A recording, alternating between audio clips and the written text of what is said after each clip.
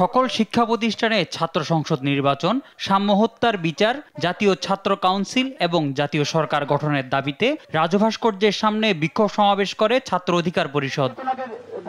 এই সময় অন্তর্বর্তী সরকারের কঠোর সমালোচনা করে ছাত্র উপদেষ্টাদের পদত্যাগ দাবি করেন তারা।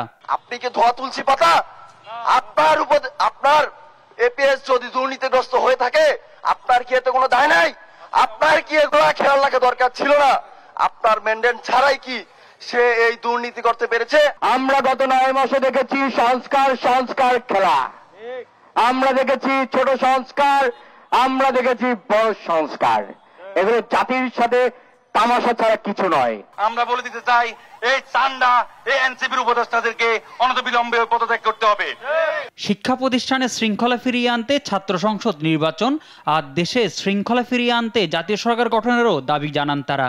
এই অভ্যুত্থানকে জনগণের আকাঙ্ক্ষায় বাস্তবায়ন করতে হবে, জাতীয় সরকারের বিকল্প কিছু নেই। শুধু ডাকসুই নয়, ডাকসু সহ সারা বাংলাদেশের শিক্ষা প্রতিষ্ঠানগুলোর ছাত্র সংসদ নির্বাচন, এটা সাধারণ শিক্ষার্থীদের একটা অধিকার।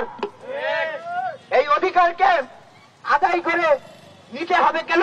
এবার যদি ডাকসু নির্বাচনের রোডম্যাপ দেখতে না পাই, তাহলে কিন্তু আপনাদের চেয়ার থাকবে না। একই সাথে আমরা ঢাকা বিশ্ববিদ্যালয় থেকে শুরু করে প্রত্যেকটা বিশ্ববিদ্যালয়ের ক্যাম্পাসে অনতিবিলম্বে ছাত্র সংসদ নির্বাচনের আহ্বান জানাই। আওয়ামী লীগ ৭১-এর চেতনা বিক্রি করেছে, একইভাবে ২৪-এর চেতনা কাউকে বিক্রি করতে দেওয়া হবে না বলেও হুঁশিয়ারি দেন ছাত্রনেতারা।